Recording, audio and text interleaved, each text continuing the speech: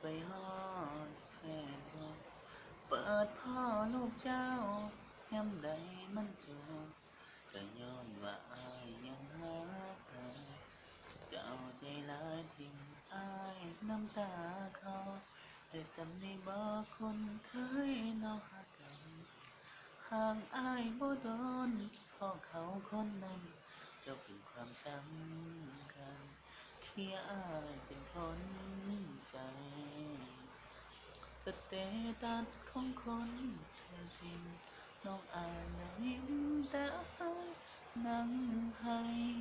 เจ็บเธอน้องใจผู้หายพ่ายหา